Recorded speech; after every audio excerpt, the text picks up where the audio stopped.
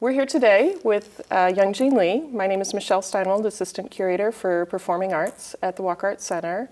And last night was the opening world premiere of Untitled Feminist Show. Great to have you here. Thanks. Great to be here. Since it's been 3 years since you were here, I wanted to ask you to quickly talk a little bit about some of the projects that led you to this current piece. I think when I was here with Church last, I was touring The Shipment, which was my play about Black identity, and then I was working on my next show after that was Lear, which premiered. I'm so bad with dates, but I think it was in January of 2010. And I think, and then I did We're Gonna Die. Maybe it was 2011. I don't know. And then I did a sort of one-person cabaret style show at Joe's Pub last spring. And now we're doing the world premiere of Untitled Feminist Show here. When did your thoughts, because it's now very, everybody knows that you start with this idea of, what's the last play subject I'd ever want to develop into a play, and that kind of becomes the seeds of your next works. When did that seed for the feminist show become clear to you? It was, oh gosh, I don't exactly remember. I mean, it had been sort of like in the back of my mind. Like I have certain one of the reasons why doing political art is one of the last things in the world I'd ever want to do, is just because it's so hard to do it without being didactic and getting an audience to, having an audience shut down. Like it's just a huge challenge, and it's really, really just hard. And, so I just had a bunch of things in the back of my head, like, I had an idea for a gay show, and then, and a feminist show, like that was the other obvious thing. And then, I don't know. I don't know. Like it's weird. Like I wouldn't be able to say exactly. I've always had kind of a good radar for like the zeitgeist of the moment, and I just had this instinct like now is the right time for the feminist show, and I wasn't sure why, and it just turned out to be right, because I remember when we did the very first workshop. One of the reasons why a feminist show seemed tricky was because of just sort of, like the journey of feminism and sort of where we are with it now, and how it's, it's kind of crazy what's happened with it, and the fact that so many people today like don't want to be called a feminist, right. That it's somehow become a dirty word or something. And so I was expecting a lot of resistance from people to the idea of feminism, but I just remember I was working on the first workshop of the feminist show, and I went to a party, and people asked me where I was coming from, and and I said rehearsal, and they said, well, what's going on? And so I said that I was making this feminist show, and I remember just I didn't really know the people very well, so I just assumed they would think I was like this bad artist, like I'm making a feminist show, that it was going to be some ham-handed thing. And I had this huge circle of people around me, who were not theater people. Like they had no idea who I was, but they just heard the word feminism. And suddenly there was like this huge crowd of people around me, like very mixed. And they were all just wanting to talk about, and they were just so, because they were like, oh, well, what is feminism now? Like, what does that mean? And I just feel like this is a moment where, I don't know, I feel like a shift is coming or something, and now especially with what's happening politically, I feel like, women are actually in real danger of getting certain rights taken away, that we already fought for. And I feel like people are starting to sort of take this stuff seriously again.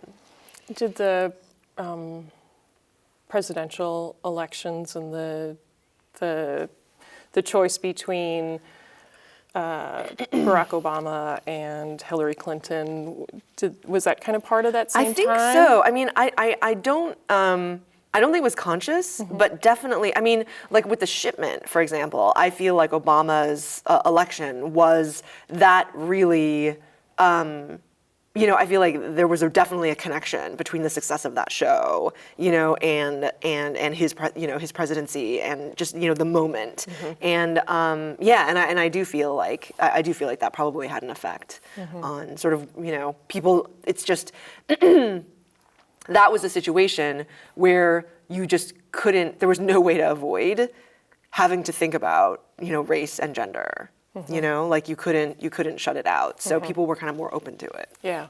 And when the Walker first got involved with your new piece and hearing your early thoughts on it and feminism, how did you start to open up the history, American history or North American history versus world history, treatment of women and where we're at, and how did you take on the subject? Well, I mean, the way that we started was we cast the show, and we made sure everybody in the cast was somebody who was a good talker, like somebody who could like think through things and was articulate. And so we had this group of people and my associate director Morgan Gould and this cast, and we just sat around really for a month and just talked about feminism for hours, like hours and hours and hours, and we talked about it, in the United States, we talked about it globally, like we talked about all the issues, and it was so complicated, like it was just so complicated, and every day we would just sort of walk out of rehearsal like in this day. I mean, I feel like it was a really transformative experience for all of us, because we actually had the time to take an idea and just follow it all the way, like as far as it could go, and it normally ended up in some it's like the journey to get to, we didn't arrive at answers, it was just more and more questions, and it got really bewildering. And that's sort of, the first workshop we did, we sort of tried to touch on some of that, some of those conversations we'd been having and some of the, and it ended up being, to me, it ended up feeling kind of didactic and simplistic, and I couldn't figure out how to capture all of those conversations that we had, and it also seemed too broad. It seemed hubristic to think that in an hour-long experimental theater show, like you can cover all of that. I mean, we couldn't even cover it, talking about it for hours. And it's just there's too much, and there's too much I don't know, and it became too overwhelming. So then, the question was, okay, well, what can I do? And the thing that we just kept coming back to, just us as a group, over and over and over again, was this wish for more gender fluidity.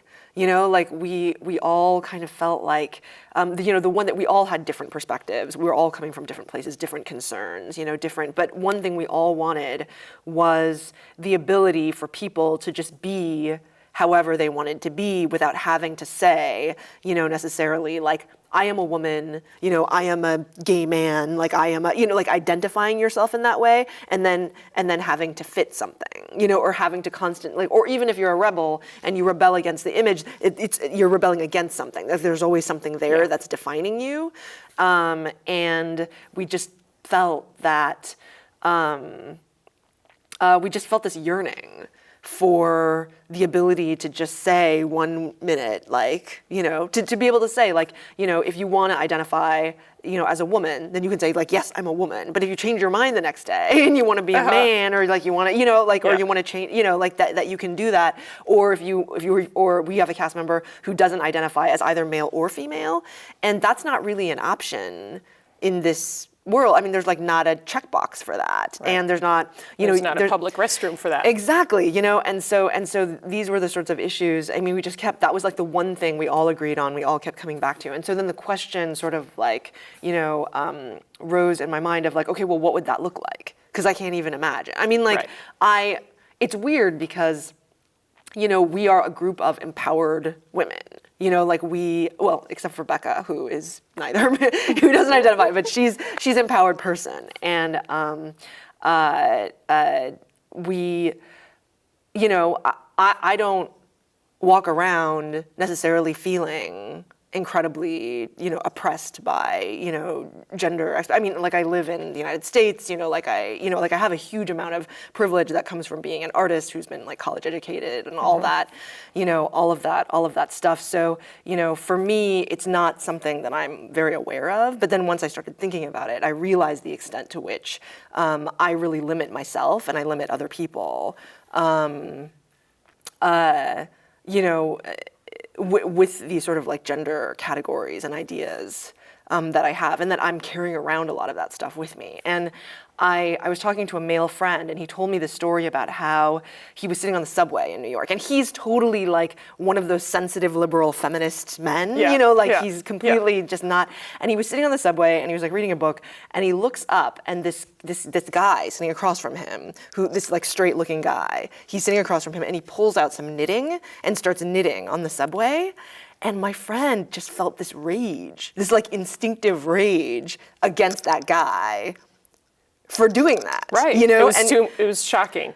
Well, yeah, but he was mad, and he was like, why am I mad? And it was just because of that unconscious kind of like, you're not supposed to do that.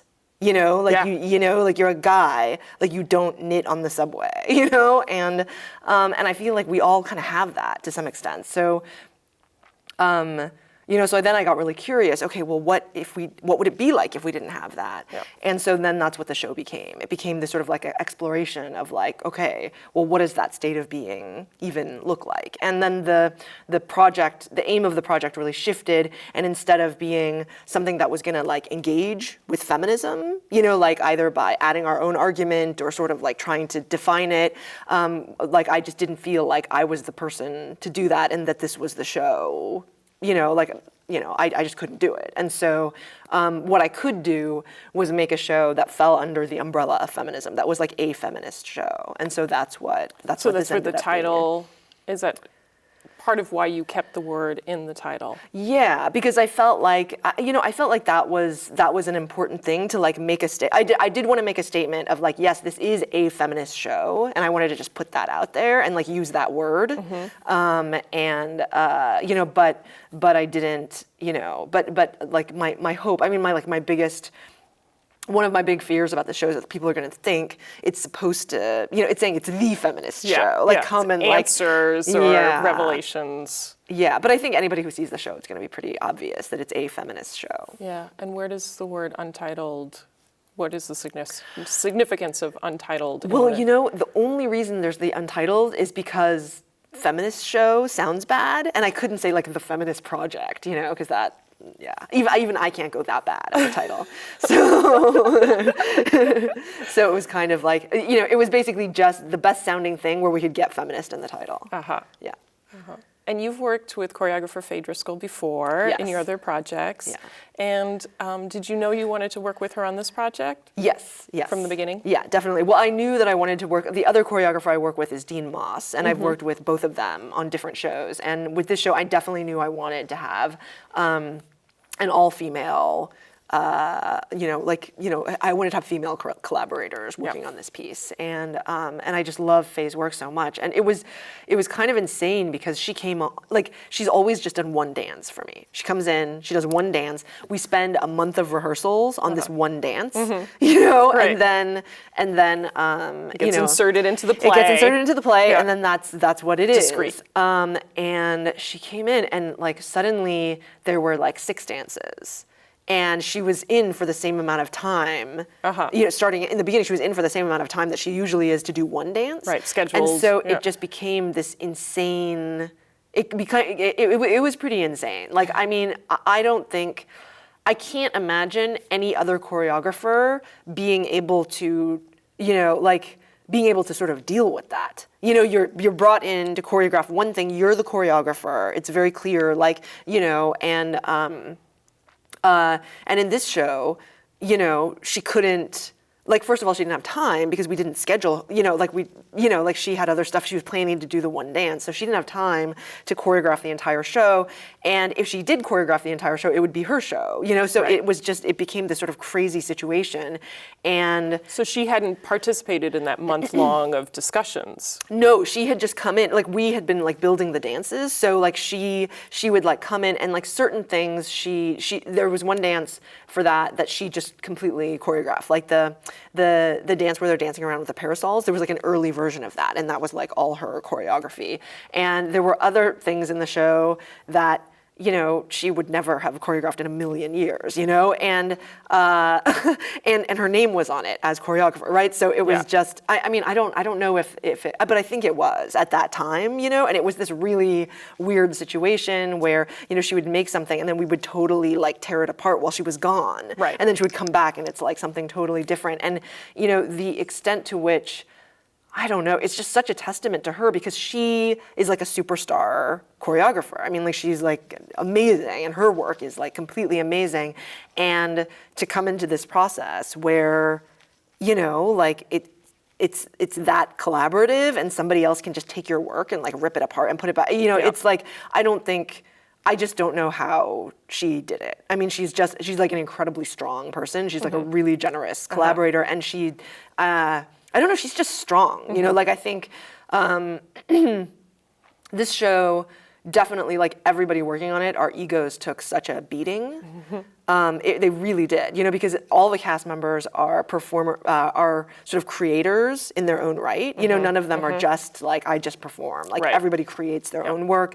And then there's Faye, and then there's me, and then there's the associate director, Morgan Gould, who's like an amazing director. And so all of us were having to just relinquish so much control and like any of us would like make something and then somebody else would, it was just this very So collaborative and it was so fluid. collaborative and it just became, there came a point where, sometimes it was, I mean, there were certain things where I could be like, yes, Faye choreographed that, but then but then Morgan and I would like finish it and then Faye would clean it and certain things would change and it just became really confusing about like, certain things I can't remember who made them. Yeah.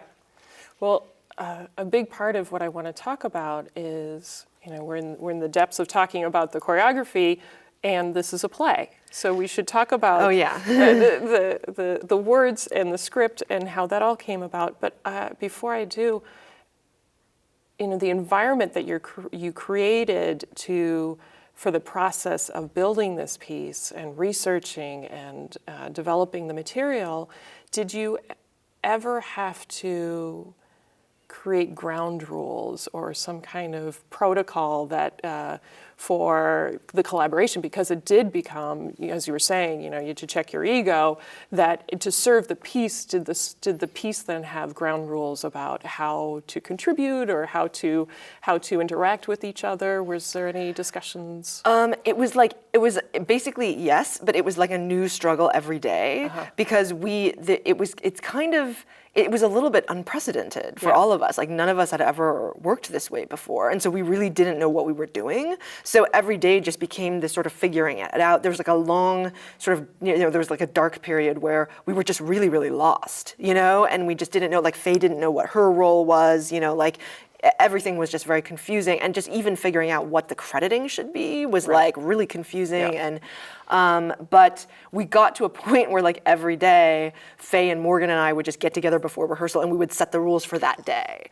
So since things were so crazy and different for every number, there couldn't be a protocol that worked the same way every day. So every day had its own set of rules, and it was like, it just became, okay, for like these numbers, like you're gonna be the boss, for this number, you're gonna be the boss, but there were early on, and even later on, some really bad days where the poor performers were like, I would say something, and then Morgan would say something, and then Faye would something, and then we would just start arguing, and like the three, not like in a bed, but just like debating while they were just kind of standing there confused, and it was definitely not a smooth process.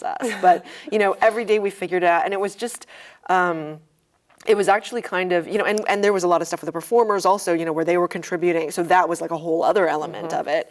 And it was just such a testament to like how there was no like weird passive aggressive. It was just aggressive. Yeah, it's like, like you were all experts. Yeah, the good news was that there was no passive aggression, but there was just a lot of aggression in terms of, like, okay, what's going on right now? Like as soon as anybody had a problem, they would be like, okay, stop, what's going on? And, we would have to, there was just a lot of processing. And it was funny because we all needed to do processing, but we were all sick of it too. Yeah. So it was just this, it was really crazy. Well, I admire how much you immersed yourself in the cast and to be able to develop this piece, that it really had to come from an environment, not just from the material that was created. Yeah. And I want to talk a little bit about what you said about this is a play. Yeah. And that's another crazy thing, because, this is not dance, that became another confusing issue because then, you talk to choreographers and they're like, well, what is dance? Dance can be, but I feel like this is not the way in which this is not, I'm sure somebody could argue that this is dance in the same way that you can argue almost anything is art, but I feel like, the fact that I am not coming from a dance background and I don't feel like this show is in a conversation of peers. You know what I mean? Like I don't feel like I'm coming like Faye is a peer with all those guys, and I am not. And so this show it actually became it's sort of using dance, to achieve the specific sort of aims that I want to achieve, but it's not. I feel like just contextually, like it's not it's not in an artistic, like when I make, I feel like as a theater piece, it's definitely in conversation with my peers. Right. Like I feel like it's at that level, but in terms of dance, it's not, it's not a choreographically sophisticated show. That's clear. Faye could have made it that way, but then it would have not have been the show that, that would have been her show. Yeah. So, and I think that is really interesting. Like I'm interested to see, like whether the dance world is going to understand, that this is just, it's borrowing, in the same way that dance borrows text all the time, but it's not a play, like it's just a different thing, like I never go to a dance piece and, I'm like blown away by the playwriting, like, oh my gosh, like that's really, like it's its own thing, so I feel like that's like a good comparison. So you feel confident when to talk about the work as being a play? Yeah, and that's but the even language then, you use. Yeah, and I feel like it's using the language of like music and dance and mime and basically like every non-verbal form of communication that there is, including dance. And then do you talk about it being a play without words? Is that important to specify? Yeah, I think, well, I don't know, like one of the high school students that came last night said the most amazing thing. Like she said, I'm a writer and I'm interested in plays. And when I found out that the play didn't have any words in it, I was really mad. I was like, well, why are they making me come see this thing that doesn't have words? I like words. And then she said, but it said so much, know? And so like, I feel like that's kind of, even though it doesn't have words, really saying that it doesn't have words is important only for marketing, so people don't show up and get pissed off, Right. But in terms of the experience, like I feel like it's incredibly communicative, and it's, I feel like there is a lot of nonverbal communication that is theatrical. And at what point did you decide, or did it become clear that words weren't necessary?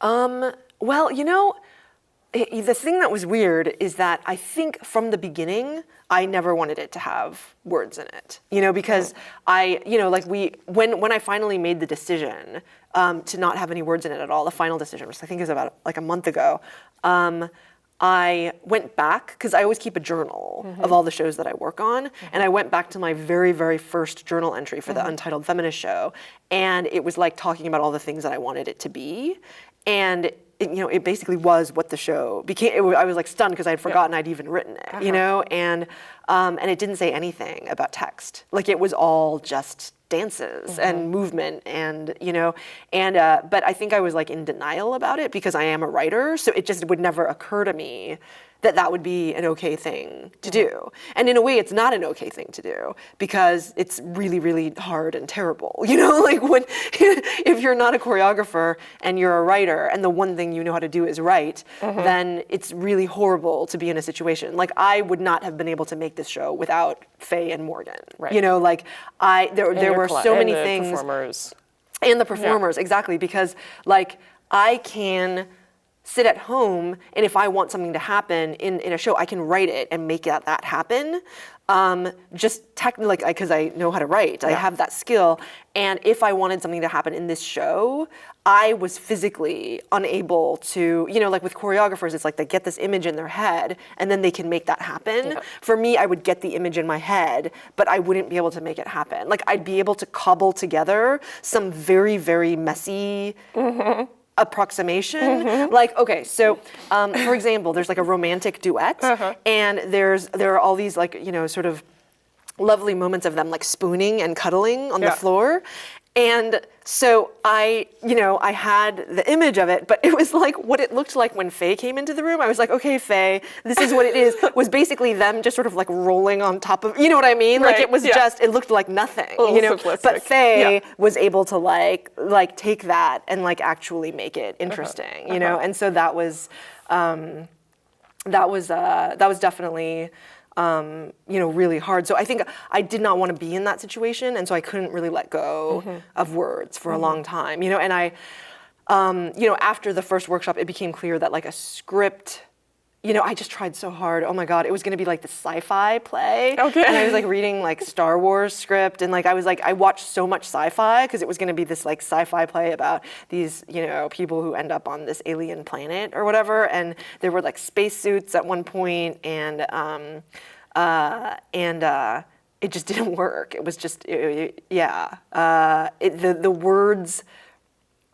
The words were just never as powerful as the images because all I had were, the inspiration for me was images, and it wasn't, like I didn't have the inspiration of language of what I wanted, so there was, the well was sort of dry, and whatever I came up with was just sort of words for the sake of words.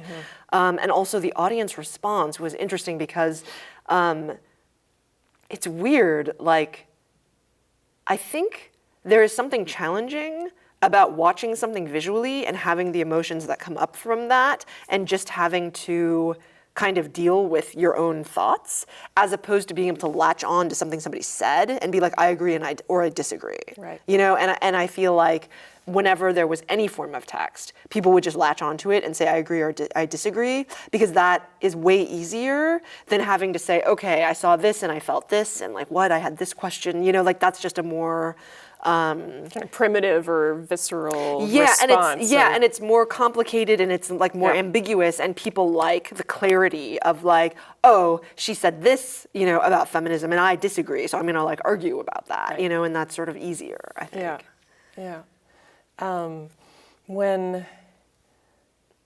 So you brought audiences at different points. You had clearly a strong audience within your cast of characters and collaborators, so you already had a lot of feedback from inside. When did you start bringing feedback from outside? Oh, like right away from the beginning. Yeah, like I was getting feedback from people based on just descriptions of the show. Like I gave a talk at the New Museum where I described the show to people, and then the audience all debated and gave feedback. So before the show was even made, when it was just a concept, I was getting feedback on that. And it made people so upset because they were like, you know, I think my collaborative process with the audience is very upsetting for some people because they think it's like this thing of like, oh, I don't know what to do. Like, you know, like, please tell me how to make my art. And it's really not that, like, it looks like that, you know, and like people are just saying these ridiculous things to me, you know, and I'm just like, oh yeah, you know, and I'm like taking it in and I'm like, you know, but people think I'm taking it in as like, oh, okay, let me take that in and then make something to please you. Right. And that's really not it. Like it's about, I want to get people's reaction so that I can then, you know, kind of spar with them, you know, from the stage. Like if I know what the range of reactions is, I can then build the show to kind of meet that so that there's like this interaction that happens. You do some market research and then. Exactly. And then once the thing is built, like then I don't care what anybody says, you know. So and so that's like once the machine is built and it functions right and it's having the right sort of interaction with the audience, then after that, like I don't, you know, it's not, you know, but I feel bad because a lot of times audience members are just outraged and they come up to me, they email me and they're like, you're an artist, like you have talent, like you know, you can do your own thing, like you don't have to care about what they say. So that's always very, you know, that's always very nice. Do you, at that moment, do you try and explain to them your goals? Yes. Okay. Yes. So you're but I don't get to explain that to everybody, you know. Right. So there are some people who are. I mean, I have to figure out some way so that becomes really clear. Maybe before every talk back. But then I don't get honest feedback from people. Right. Because if they know that I'm getting their feedback, so that I can just like mess with them, like it's with the show, then they're not going to be as honest probably. Yeah. And the way now the machine is structured, it has very clear sections, and has the order of those changed a lot? And there are sections that are more narrative. You feel led through a fairy tale, and there's characters, and it's very clear the actions and reactions that each one has. And then the romantic duet is a little bit more open and freer of a narrative.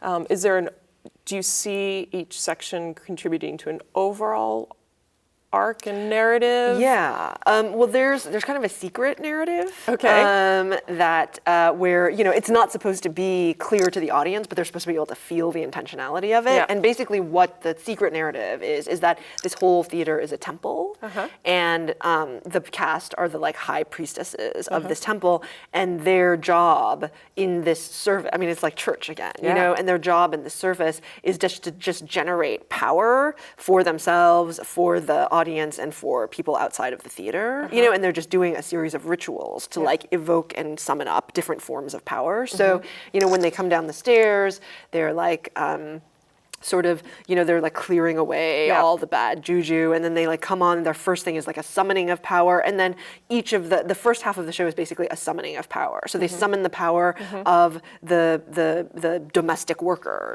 like they summon the power of femininity, despised femininity, like they summon the power of like, old archetypes that have been sort of transformed, and Regina, when she sings the song, that's the power of ultimate self-confidence, where that's all it is, and so they summon all of these different forms of power that are separate, and then in the second half of the show, they summon just the total primal id that is not a way of being. It's like not civilized. It's like an energy where you can just like kill somebody, if you feel like it. It's like aggression and sexuality and joy and just hysteria. It's like everything. It's not kind of gendered. Exactly, and it's just this unleashed wild energy that happens, and then the two become sort of fused at the end when Becca just starts transforming from one thing into another. And that's sort of like what everything's building up to, is the ability to be fluid. Because the first half of the show is like this way, you can be this way, you can be this way, you can be this way.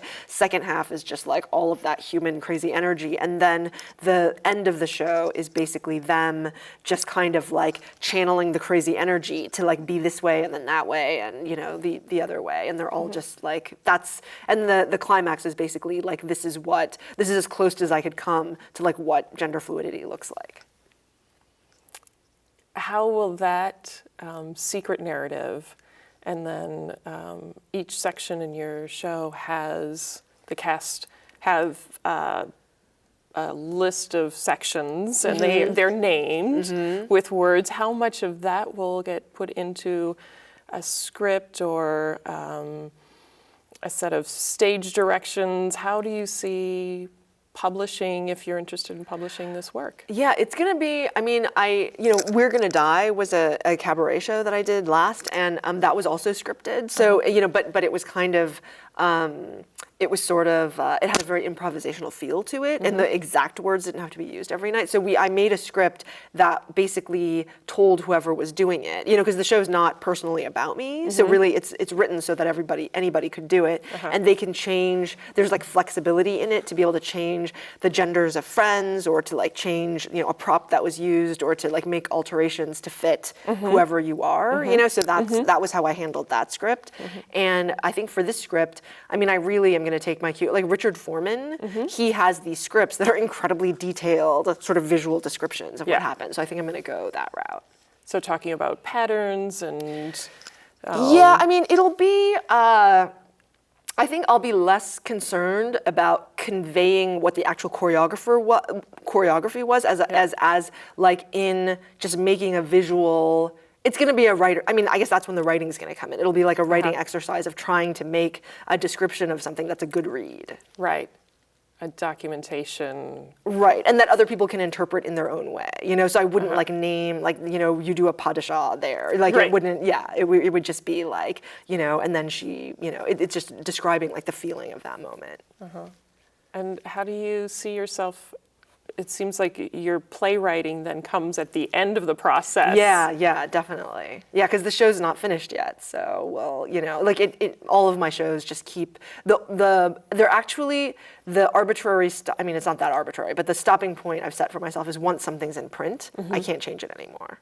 So, so will you delay the printing of this script until when will you know? I don't know who would ever publish such a thing, so we'll see. I mean, look, we don't have a publisher for We're Gonna Die yet, because it's like too weird of a, it doesn't feel literary enough. But it would be great to have like this weird, We're Gonna Die Untitled Feminist Show sort of, book of plays. And so I want to talk about how because you have some shows booked already for Untitled Feminist Show. Yeah, you have a tour, lot, actually. Yeah. And so at the end of that, are you just waiting for the time to be able to write the script? I mean, no. What normally happens is like I get approached by a publisher, and they're like, "Well, when can you get us a manuscript?" So then I have a deadline, And with We're Gonna Die, I had. With people wanted to see the script, so I had to get that done to like send it out to them. But because they have an opportunity to perform it. Yes, yeah, or they want to bring it on tour or something. But we definitely had some like weird things. Like there was like a little bit of like Broadway interest. And there's Broadway interest in the feminist show, and so I had to like send a script for that. But I think the way that it turned out, it's not going to go to Broadway. It's too weird. Do you see that I'm going to start talking about next works and what's in development now, if there is anything in development, and are you still using your formula of what is the last play I'd ever Yeah, I actually have my next project. It's called Straight White Men, and it's a completely naturalistic, like 3-act play with a story and a beginning and a middle and an end, like completely straight. So yeah, that is kind of my worst nightmare. So, and it's all about straight white men and their identity issues. So. And it's cast already? It's not cast already. Yeah. I know who the patriarch of the family is. It's going to be Austin Pendleton, and I don't know who everybody else is going to be. And you've started writing, or are you waiting to go into rehearsals to? I am waiting for this show to be done. This show is good. Yeah, this has like consumed everything. I mean, yeah, this is the hardest show I've ever worked on, like hands down. There's like no contest. Well, it was really well received last night. Yeah, that was crazy. I mean, I woke up this morning, like last night was, I don't even know what that was. And I like woke up this morning and I was like, okay, like I just have to act like last night didn't happen, because that audience was insane. They were so great. Well, the reviews are also very positive too. Oh, there's more than one out? Yeah. Oh. Yeah.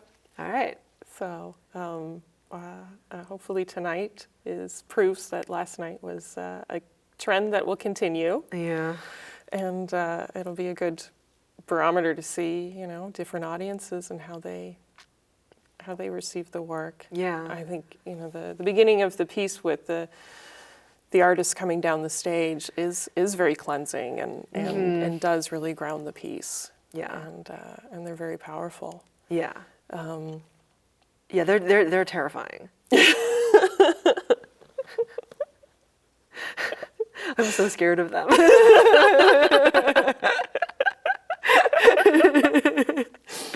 Oh, okay. I'm fascinating with the question. Do you see yourself coming to a place? Because the question of what is the last play you'd like to, or last topic you'd like to approach, do you see that no longer serving you as an artist at some point? Do you think you'll hit an end, or you think there'll always be material in our society that's just going to reveal itself to you? I don't know. I actually don't know. Like, I've been waiting for that moment to come. It hasn't come yet. Yeah. I feel like one sign that it's working well is that every show gets harder and more miserable to make. I feel like if they were getting easier, that would be a bad sign. Right. So yeah. So I feel like it's still. I mean, like, it's if it were becoming this thing of like, oh, like now I make this show I don't want to make. Like, I know how to do. And I think one of the things that's been kind of saving me from getting stagnant in that is the fact that for the last two shows, they've been the last show I would ever want to make, not just in subject matter, but also in form, like formally. Yeah. And it's really, it's almost starting to feel a little bit overly masochistic to me because to continually work with a form where you have no expertise at all is really hard and painful, because you don't, you just have to learn. It's like every time you're a beginner, every time you're learning again from scratch, like every time you can't just step in and be the big person, like you always don't know. You always have to have help and advice and, yeah. Do you see that as a condition of being a woman in the society? How so? That you don't put yourself in the place of the CEO, the master of the information, the position of power, of knowledge, of ultimate authority, a more masculine kind of. Well, the weird thing is, like, I read a lot of, like, biographies and, like, stories about powerful people, and I feel like both male and female. or female people with real power actually do challenge themselves and go out of their comfort zones. Like I can't think of like a single powerful figure ever who was just like, I have now attained all the expertise and I just repeat it over and over and over again. Like that never works out for people. Like you always have to adapt to like a new situation. I mean, the world changes so quickly that if you just, establish this is my area of expertise, and then you do that over and over, the world's gonna totally pass you by, Right. So I feel like,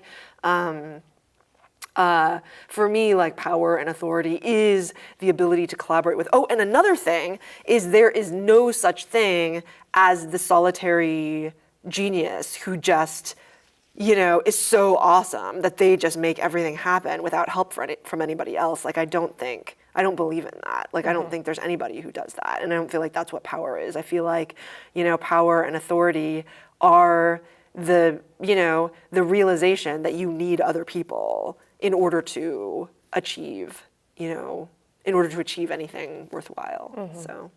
Make a difference. Yeah. Yeah. Yeah. And in your last piece, We're Gonna Die, you put yourself in a vulnerable position as a performer. And, but now you won't perform the piece again? How did that? Well, we didn't want to tour, like I didn't want to tour. Like I didn't want to do it anymore because I felt like performing was just way too hard. Performing is, I think performing is hard if you're a performer. If you're not a performer, then it's even harder, obviously. And I didn't really want to keep doing the show, but I need to make money for the company. So now I'm just sort of, it's like, I guess it's like my alternative to fundraising is just like going out and like performing the show just so that we can bring in some income. So I will be continuing to do it. And I'm hoping that now that I've done it, it's not going to be so terrible for me, going forward. Just but because it is structured in a way that you're inviting other people to perform the piece. Oh, yes. That would be, and somebody else did.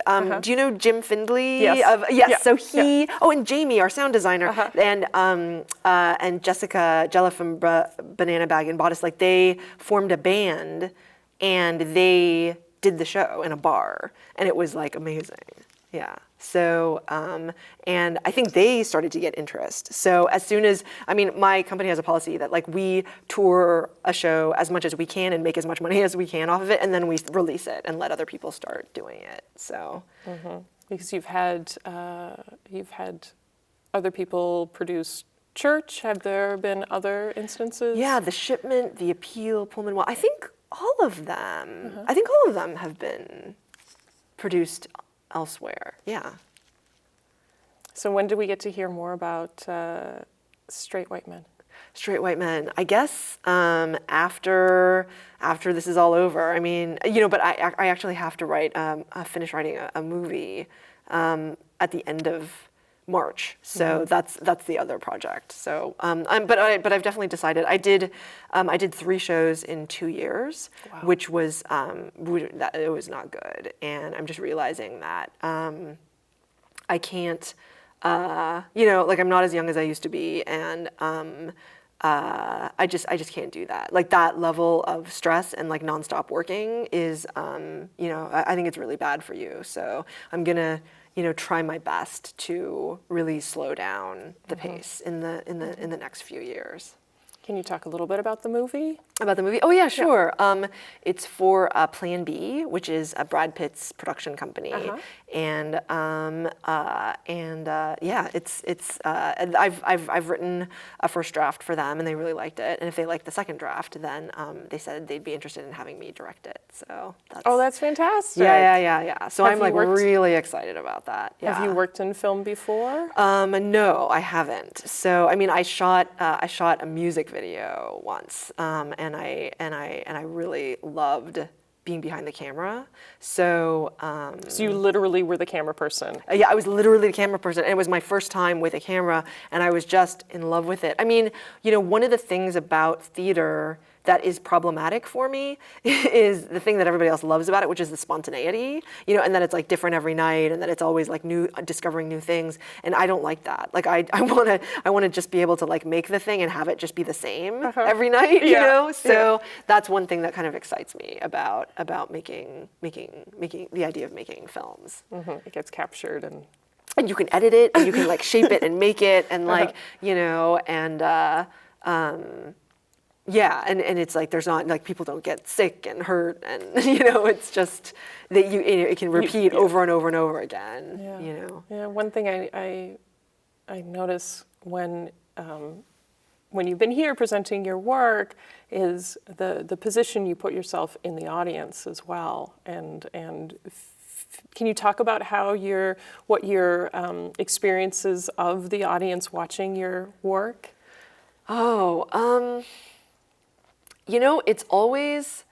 It's pretty much, it's not unusual for like half the audience to really, really hate it passionately and the other half to really, really love it passionately. So it's a really interesting experience. I always sit right in the middle.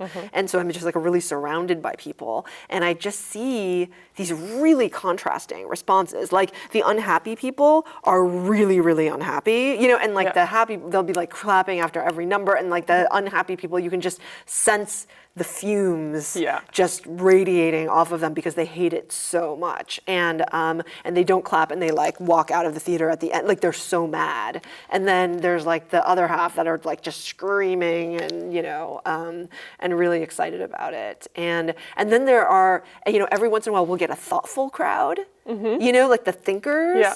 And that's always, like, they're always like some of the best audience members, but the performers, they can't really see them out there and they don't really know what the energy is. So they're like, oh, they don't like it, they're being unresponsive, when really they're just really paying attention.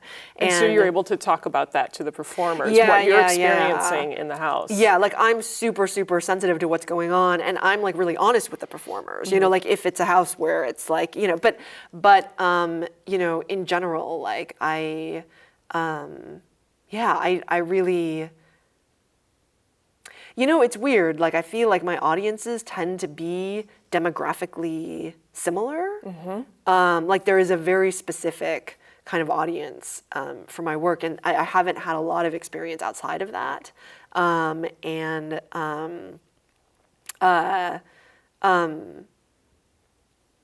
You know, and that's you know, problematic, you know, in some ways, that my audience tends to be like a little bit more homogenous than I might like. But on the other hand, you know, I did bring there was a theater in Colorado Springs that did church, and that was an audience outside of my demographic. I mean, my demographic tends to be sort of like more liberal, artsy, college educated, you know, coming to like an arts center. And this was a more sort of conservative Christian audience. And they were like, you know, completely outraged by the work, you know? So to some extent, you know, people always ask me like, well, what would happen if you took the work outside of your audience? And you know, that's kind of what happened, you know. And but there were people there who were into it, but it did make me realize the extent to which my work is really for people who are